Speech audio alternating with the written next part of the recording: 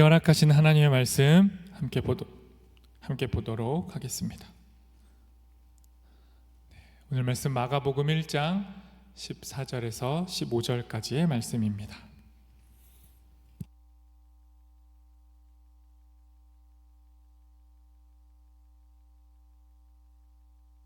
저 여러분이 함께 말씀 읽도록 하겠습니다. 같이 읽습니다. 요한이 잡힌 후 예수께서 갈릴리에 오셔서 하나님의 복음을 전파하여 이르시되 때가 찼고 하나님의 나라가 가까이 왔으니 회개하고 복음을 믿으라 하시더라. 아멘.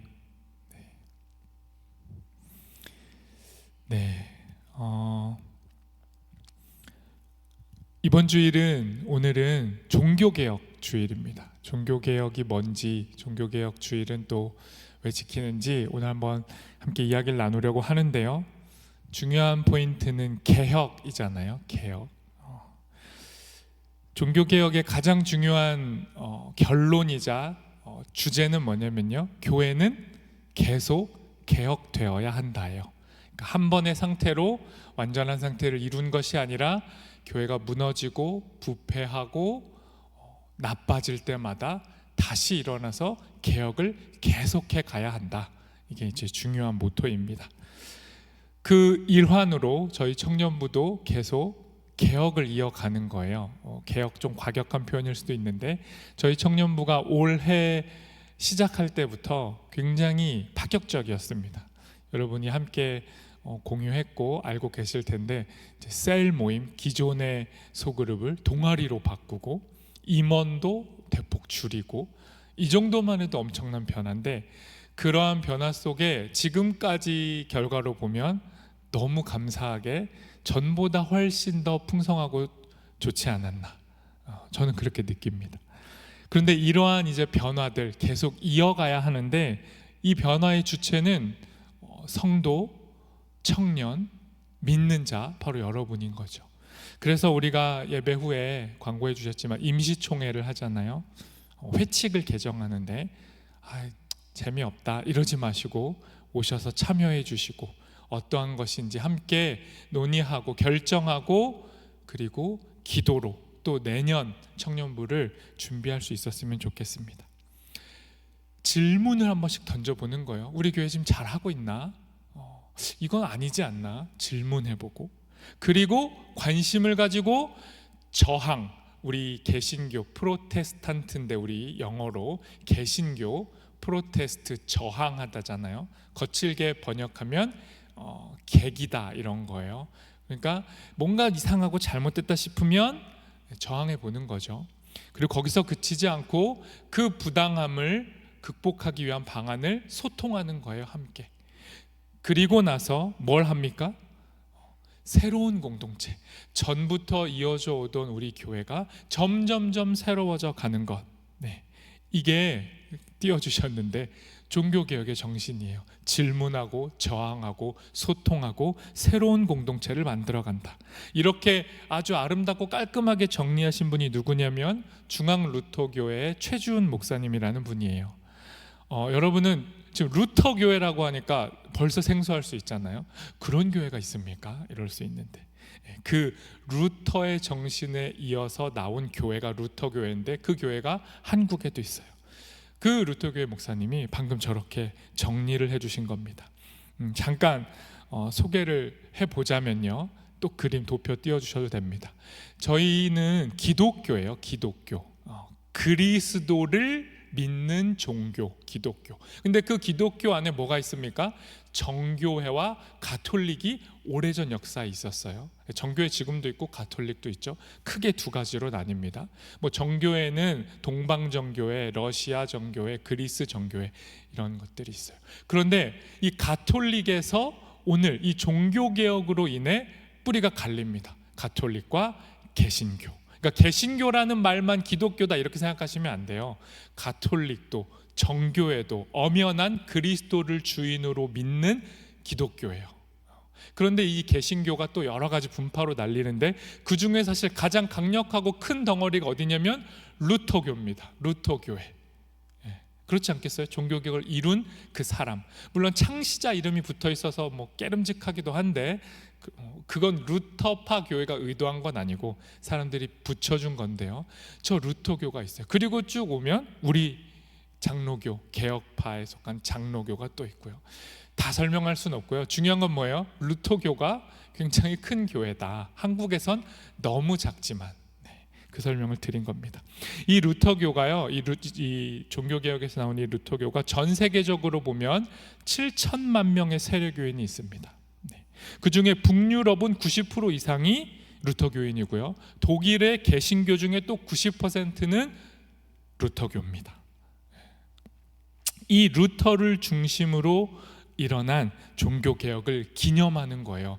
우리 개신교의 정체성이잖아요. 그래서 주일로, 종교개혁 주일로 우리가 지키는 겁니다. 또 그림을 하나 보여주시겠어요?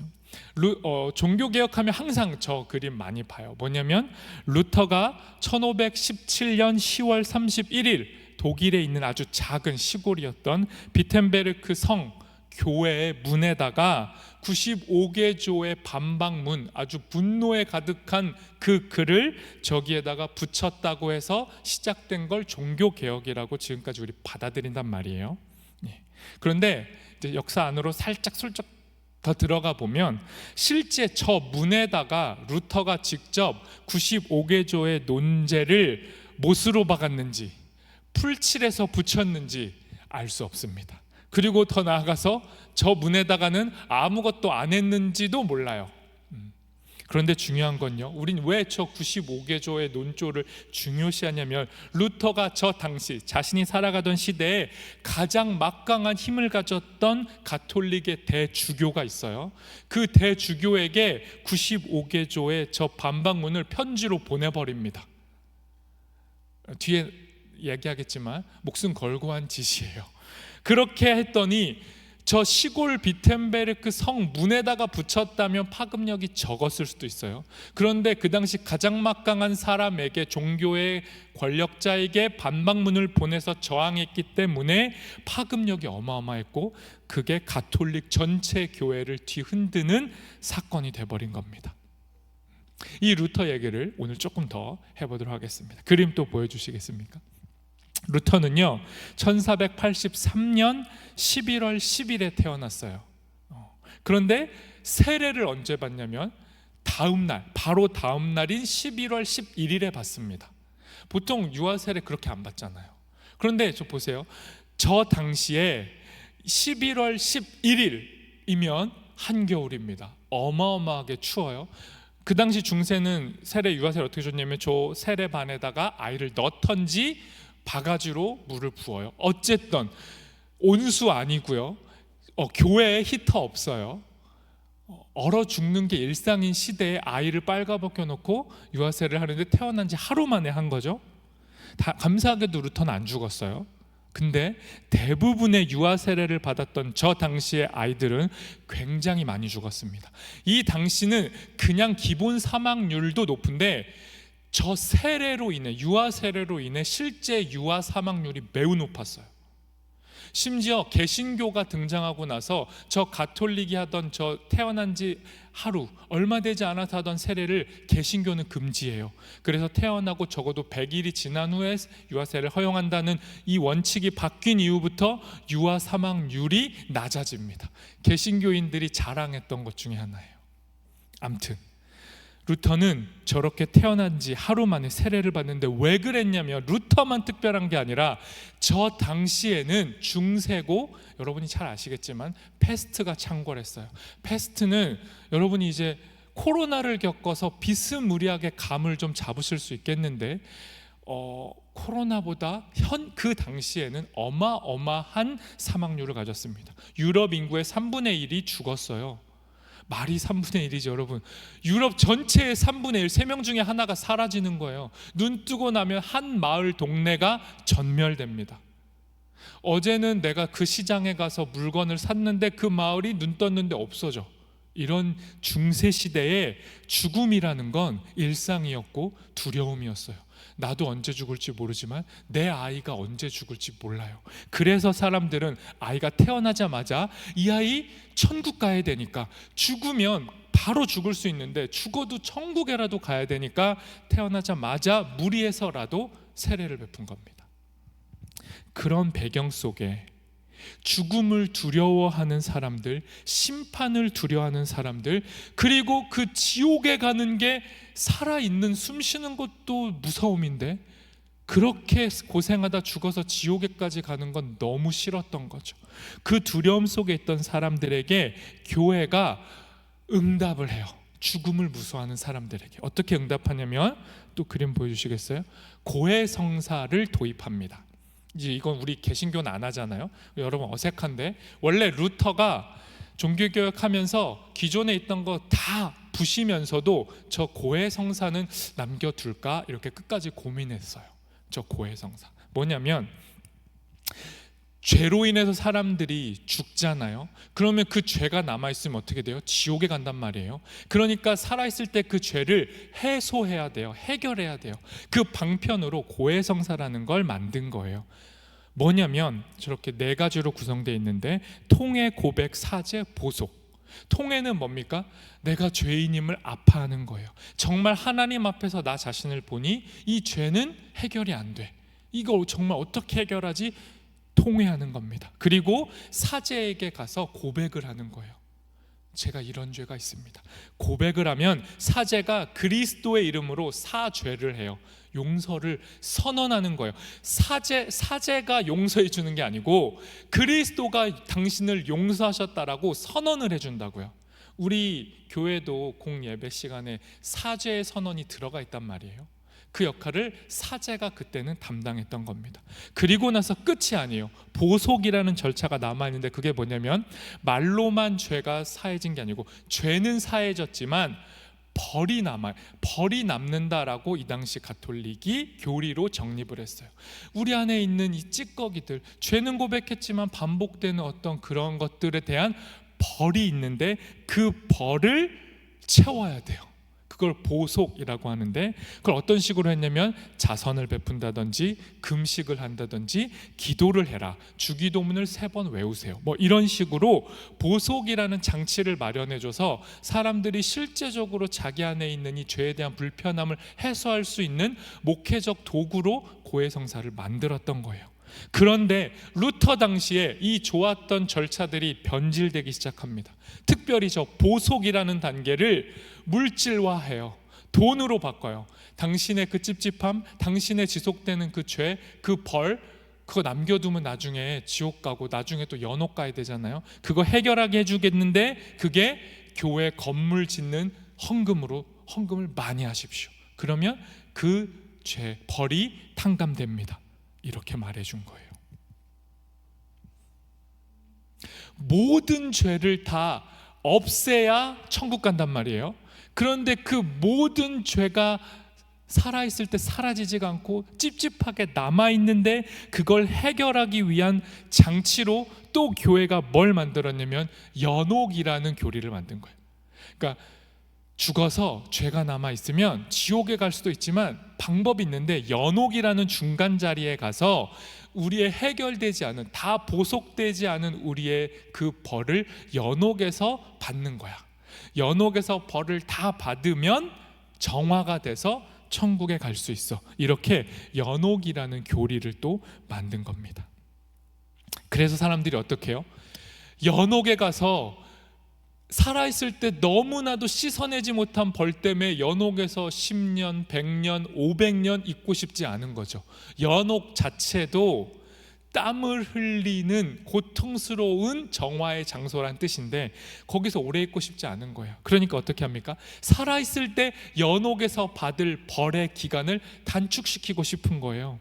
경감시키고 싶은 거예요. 그런데 교회가 어떻게 합니까? 그 방법이 있다고 또 제공을 했어요. 그게 뭐냐면, 이 당시에 교회의 별명이 하늘의 보화를 쌓아놓는 창고예요.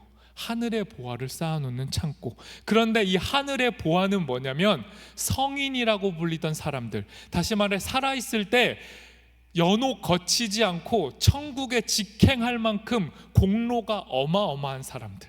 그러니까 그 사람들은 천국에 가 있는데 천국에 가고도 남을 공로들이 있었어요. 그런데 그 남은 공로를 어떻게 하냐? 교회에 쌓아둔다는 거예요. 그러면 그 교회에 쌓아둔 공로를 누가 이득을 보냐? 이 평상시에 죄 많이 짓고 사는 사람들, 그들에게 교회가 이 성인들의 남은 공로를 나눠준다는 거죠. 그럼 이 공로를 나눠줄 수 있는 권한이 누구한테 있냐? 교회 그리고 교황. 그러니까 교황은 막강한 권력을 가졌고 성경에 나와 있는 구절을 인용해서 천국의 문을 열고 닫을 수 있는 열쇠를 교황이 가졌다는 거예요.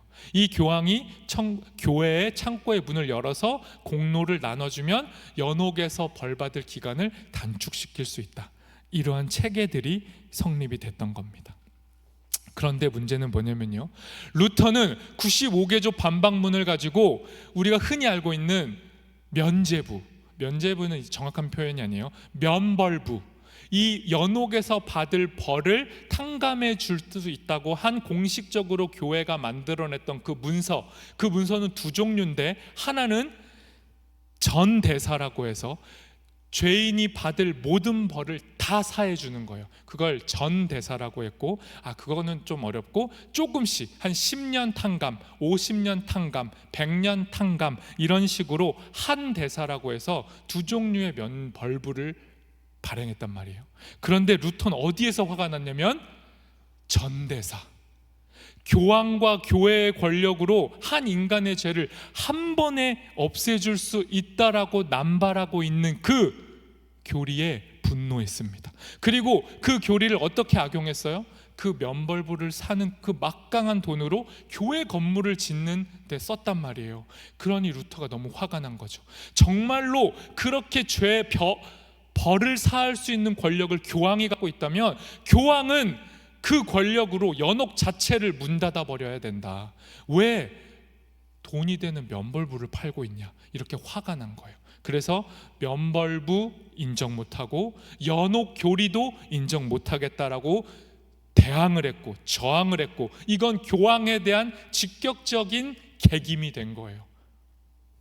그래서 어떻게 됩니까? 루터는 파문당합니다. 근데 우리가 쉽게 파문 이러는데, 여러분 이 당시에 파문이라는 건 그냥 죽게 되었다라는 뜻이에요. 왜냐하면 이 당시는 기독교 사회고 교회로부터의 파문은 그 교회와 교회가 곧 국가의 역할까지 감당하는데 교회로부터 어떠한 보호도 받지 못하게 됐다는 거죠. 그러니까 루터가 파문을 당했다?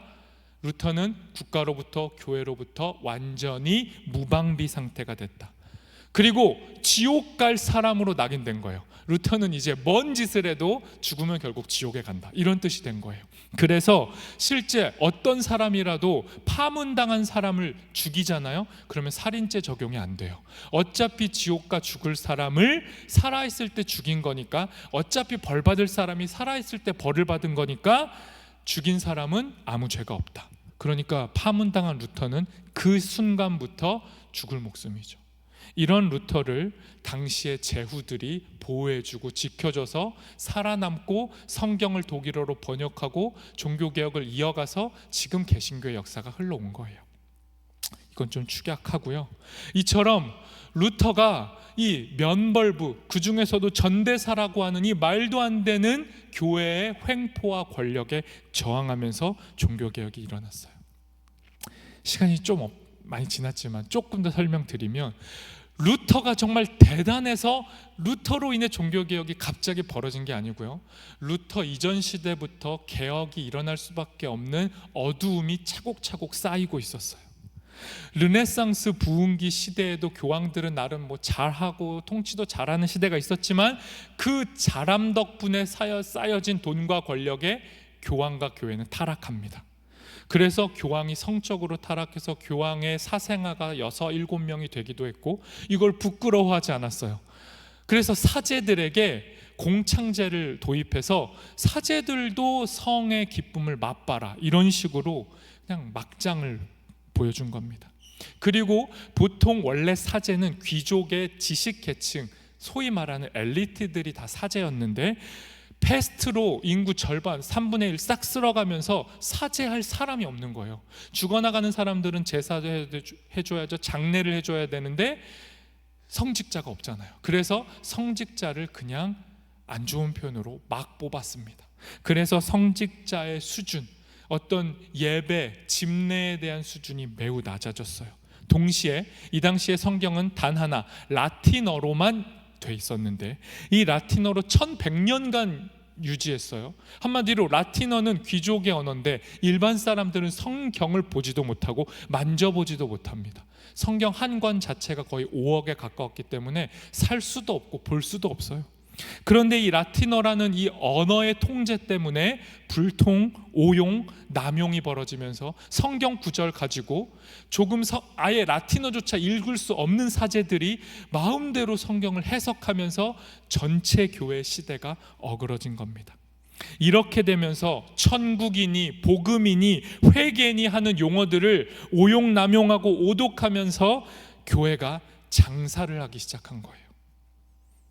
이러한 누적으로 루터는 나올 수밖에 없었고, 루터 이전 시대에도 개혁가들이 있었고 그들은 언제나 화형당했습니다. 루터는 참 감사하게도 살아남아서 개혁을 성공시킨 거죠. 그런데 여러분, 예수님은요, 돈과 권세, 권력이라는 이 부패의 가능성을 처음부터 거절하셨어요. 예수님이 사단에게 시험 받으실 때 이 돈, 권력에 대한 것을 거부하셨거든요. 그런데 교회가 타락을 할 땐 언제나 예수님이 거절하신 돈과 권세가 교회의 주인이 됐어요. 그렇게 교회가 타락할 때 항상 필요한 건 뭐예요? 개혁이었어요. 그래서 교회는 개혁되어 왔고 계속 개혁해야 돼요. 개혁을 바꿔서 말해볼까요? 단어를. 오늘 설교의 제목이 드디어 나오는데 회개인 겁니다. 교회는 늘 회개해야 해요. 교회인 우리에겐 회개가 필요한 겁니다. 그런데 루터 시대가 아니라 오늘날에도 어떤 복음이 선포돼요? 복음이 들어간 교회는, 복음이 들어간 나라는, 복음이 들어간 지역은 돈과 권세가 따라간다. 그래서 예수 믿는 나라 지역은 잘 살게 된다는 성공 방정식, 이 성공의 공식이 마치 복음인 것처럼 이 시대에도 편만하잖아요. 여러분이 이제 아무리 고상한 척 나는 아니에요 하지만 복음 이퀄 좋은 것, 복음 나를 잘되게 하는 것, 복음 나의 성공이라는 공식에서 우리 모두 자유롭지 않아요. 근데 여러분, 우리에게 회개가 필요합니다. 교회가 복음의 본질을 알게 되면 언제나 거짓에 저항하고 싸웠어요. 피 흘리더라도. 오늘 우리 시대에도 저항해야 할 요소는 우리 안에, 교회 안에, 나라 안에, 전 세계 안에 넘쳐나요. 죄가 없어서 가만히 있는 게 아니라 어쩌면 우리가 죄를 몰라서 얌전한 걸 수도 있죠. 루터가 저항했던 95개조, 그 저항문의 첫 조 한번 보도록 하겠습니다. 95개조 논조 1조 같이 읽어보겠습니다. 우리의 주요 선생이신 예수 그리스도께서 회개하라 명하실 때 그 뜻은 신자의 전 삶이 회개되어야 할 것을 의미한다. 루터가 1조, 제 첫 조에다가 저걸 썼어요. 자기의 진심이고 무엇으로부터 달라져야 하는지에 대한 요약문일 겁니다. 그런데 제일 중요한 단어가 뭐예요? 회개입니다. 회개. 예수 그리스도께로 회개하라.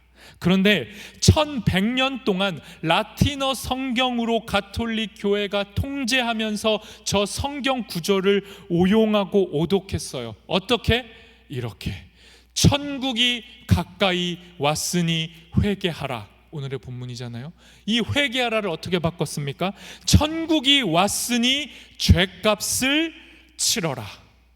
천국이 가까이 왔으니, 천국에 들어가고 싶으면 죄에 대한 값을 너의 돈으로 치러라. 이렇게 바꿨다고요. 그게 뭔 말입니까? 보속하라. 너의 죄가 보속되어야 천국 간다. 그러니 사람들이 돈이 없고 가난해도 전 재산 팔아서 면벌부를 샀고, 그 돈으로 성직자, 교회와 교황은 타락했어요. 성경을 연구한 루터는요, 기가 막혔습니다. 죄값을 보속하라는 저 원어, 헬라어는 메타노이아인데 연구를 해보니 전혀 그런 뜻이 아니었어요. 또 보여주십시오. 메타노이아, 회개하라. 네. 이 메타노이아는요, 무슨 뜻이냐면 메타는 넘어서다, 뛰어넘다 이런 거예요. 바뀌다 이런 겁니다. 노이아는 뭐예요? 정신, 꼴 이런 겁니다. 그럼 저 두 단어를 합치면 뭐가 됩니까? 사람의 본질적인 꼴이 바뀐다. 전 존재인 사람의 삶의 방향이 바뀐다. 이게 회개예요. 천국이 왔으니 회개하라. 이 말은 뭡니까? 우리의 전 존재의 방향을 바꾸라는 거예요. 지옥 가기 싫어서, 벌 받기 싫어서 돈을 내서라도 잘 먹고 잘 살자. 그게 회개가 아니라고요. 우리의 본능은 돈을 내서라도 잘 먹고 잘 살고 싶어요. 근데 예수 그리스도의 복음은 그게 아니에요. 메타노이아, 회개하라의 첫 번째 뜻, 우리의 존재가 바뀐다는 거예요. 하나님 나라, 천국이 가까이 왔으니 하나님의 통치 앞에서, 하나님 앞에서 너의 꼴악선이를 보라는 거예요. 너의 꼴을 좀 보라고요. 우리의 꼴. 그 꼴을 보니 이대로 안 되겠다 싶으면, 내 삶의 정체가 다 탈로 났다면, 나의 연약함이 드러났다면 어떻게 하라는 겁니까? 그 비워진 마음, 겸허해진 마음을 가지고 예수 그리스도께로 방향을 돌이키라고요. 그게 메타노이아, 회개하다의 의미예요.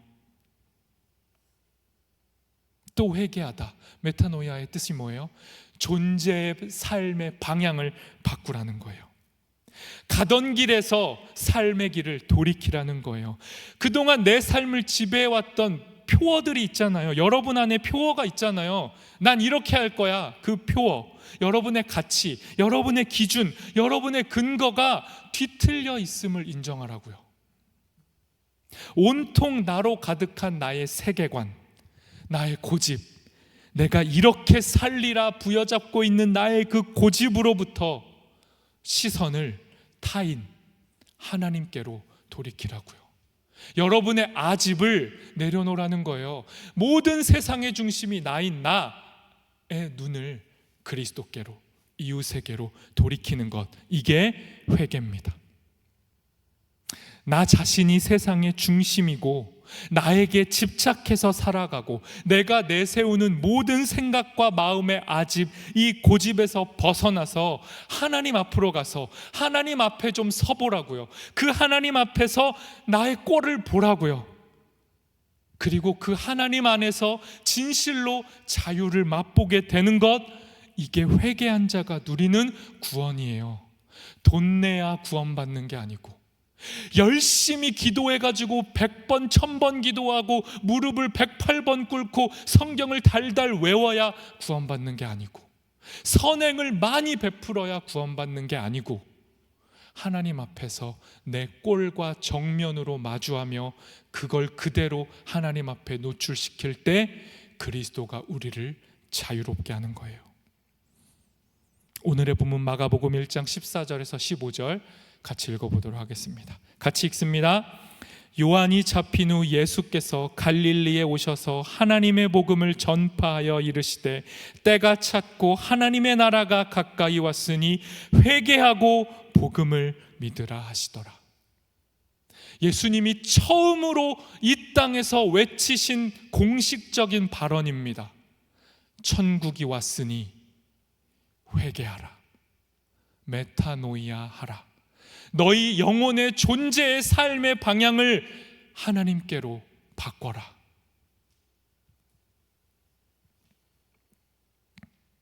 예수님이 메타노이아 해야 돼, 회개해야 됐을 때 이 당시 사람들이 받았을 이해는 이런 겁니다. 아, 바꾸라고? 돌이키라고? 뭐로부터? 무엇을? 이 당시 사람들은요, 이스라엘 자체가 전쟁의 광기에 휘몰아치고 있었어요. 로마라는 거대한 제국의 위협, 언제든 망할 준비가 된 게 이스라엘이었어요. 그런데 그 이스라엘에 당시에 사회 정치적 이념들이 있었어요. 이데올로기, 그게 뭐냐면 우리의 힘으로 독립을 이루자는 거죠.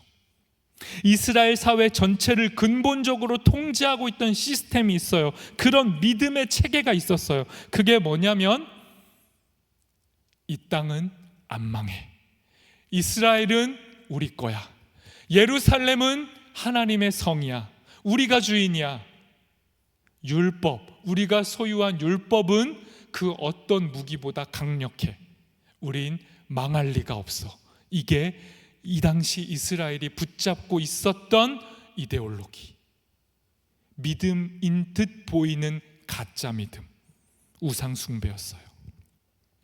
이 이념에 대해 예수님이 뭐라고 외칩니까? 정면으로 그 모든 이념들로부터 돌아서라. 그 모든 건 너를 지켜주지 못하고 이스라엘을 지켜주지 않는다. 너희가 붙잡고 있는 건 믿음이 아니라 우상 숭배요 불신앙이다. 예수님이 외치신 거예요. 또 예수님이 뭐라고 말씀하십니까? 너희의 그 열정을 이스라엘 땅, 성전, 율법, 예루살렘, 그것에 대한 너희의 그 충성심, 교회에 대한 너희의 그 열정을 하나님께로 돌이키라는 거예요. 너희의 충성의 방향이 잘못됐다는 겁니다. 하나님께로 돌이키라는 것, 이것이 메타노이아, 회개의 의미였어요. 예수님은 이 모든 우상에 대한 믿음으로부터 돌이켜서 하나님에 대한 믿음으로 나아가라고 촉구하셨습니다. 그러니 여러분, 회개는 뭐예요? 우리가 해야 할 회개는 뭐예요? 오늘도 잘못했습니다. 벌 적게 받고 싶어요. 지옥에 보내지 마세요. 잘못했습니다. 잘못했습니다. 반성을 반복하는 것, 이거 회개 아닙니다. 회개는요, 하나님 앞에, 세상의 어떠한 기준들 앞에가 아니고 하나님 앞에 진심으로 서는 거예요. 하나님이 나를 어떻게 보시나? 하나님의 진심은 뭐야? 하나님의 진심이 내 삶에게 뭐라고 말하는 거야? 그걸 보는 게 회개입니다. 내게로 돌아와라. 나에게로 돌아와라. 이 외치시는 하나님의 음성을 듣고 방향을 바꾸고 가던 길에서 멈추고 하나님을 향해 걸어가는 것, 이게 회개인 거예요. 나의 노력과 의지와 결단이 우리를 살리는 게 아니라고요. 과잉된 충성이 우리를 깨끗하게 하지 않아요. 그렇다고 해서 예수님이 우리 죄를 다 용서해 주셨으니 우리는 가톨릭처럼 고해성사할 필요도 없고 보속할 필요도 없고 선행 베풀 필요도 없고 그냥 지금 이 모양 이 꼴처럼 마음대로 살아도 되느냐? 이렇게 무기력하고 이렇게 적극적이지 않고 이렇게 죄에 대해서 둔감하고 아무것도 하지 않으면서 천국에는 당연히 갈 거라는 착각, 예수 이름 때문에 나는 그냥 천국에 간다는 말도 안 되는 이상한 맹신, 이렇게 사는 것, 이거 회개한 거 아니죠.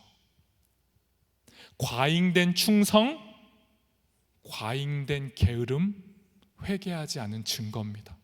여러분, 회개하셨습니까?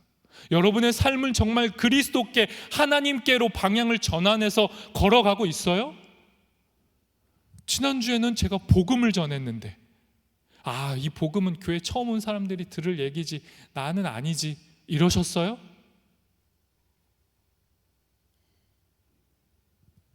여러분, 우리 모두는 하나님 앞에 서야 해요. 그리고 그 하나님 앞에서 우리의 노이와 우리의 꼴을 직면하고 그리스도만이 나의 삶의 주인이심을 고백함으로 새로워져야 돼요. 이 회개, 이 돌이킴, 이 구원, 여러분 안에서 일어나고 있냐고요. 그러니 여러분, 우리 삶에 회개가 필요합니다. 우리 삶의 전 존재의 방향의 전환이 필요해요. 루터 시대에 잘못된 가톨릭 그 교회만 회개해야 되는 게 아니라 오늘을 살아가는 모든 개신교회, 개혁교회, 우리 다 회개가 필요합니다.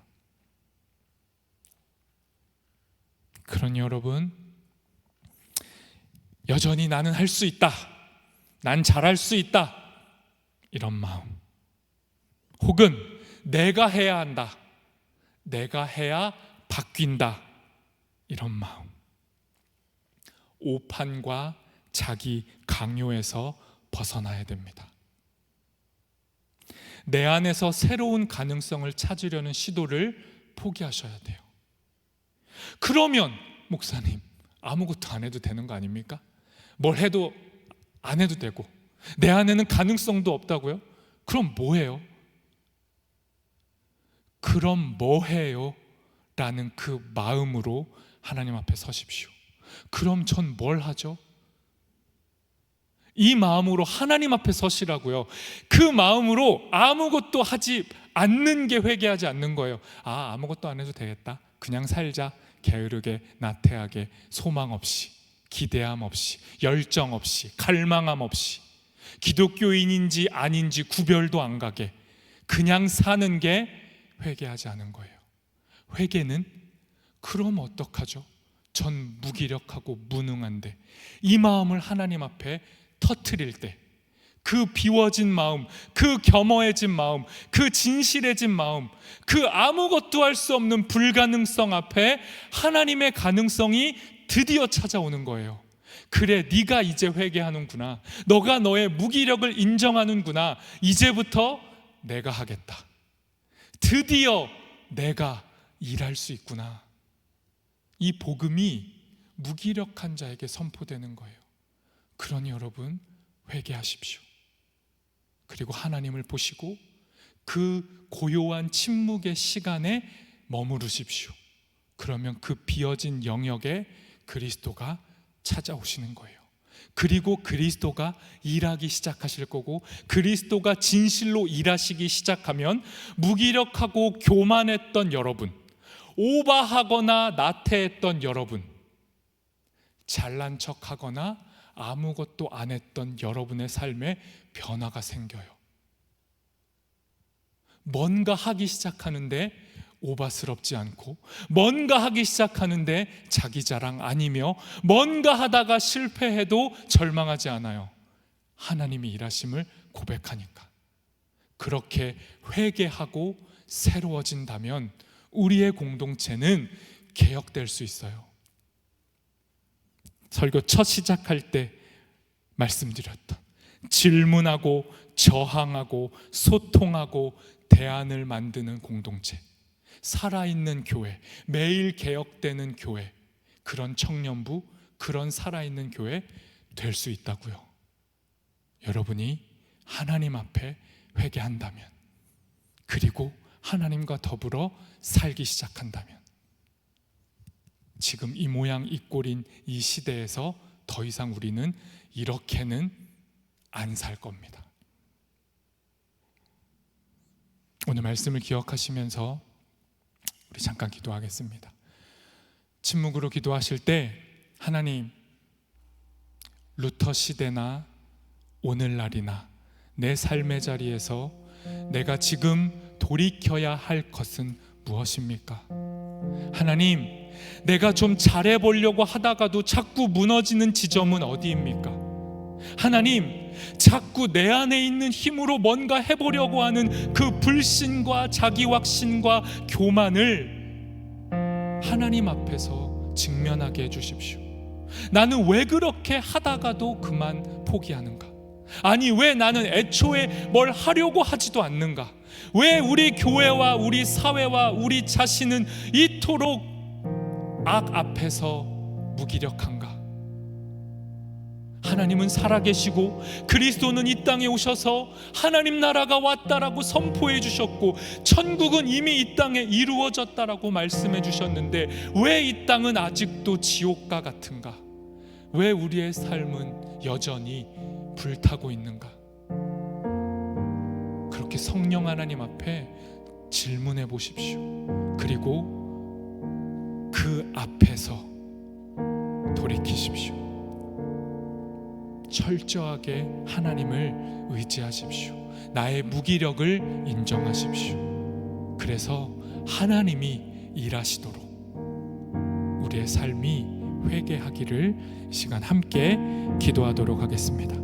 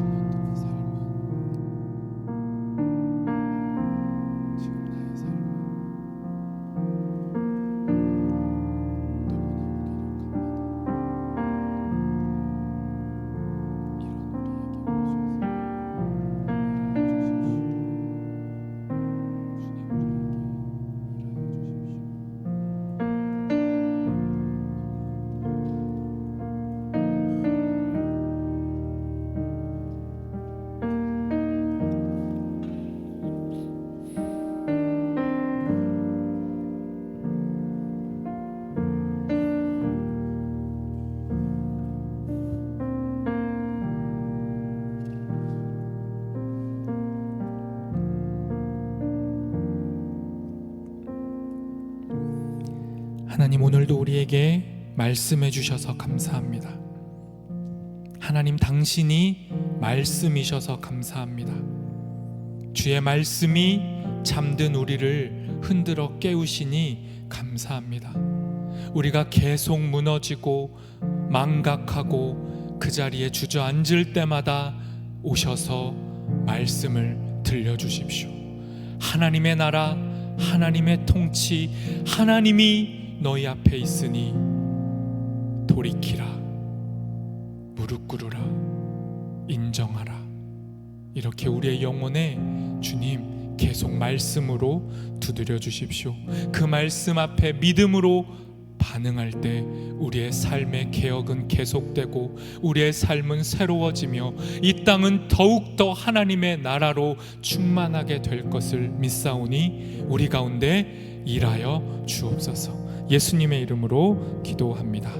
아멘.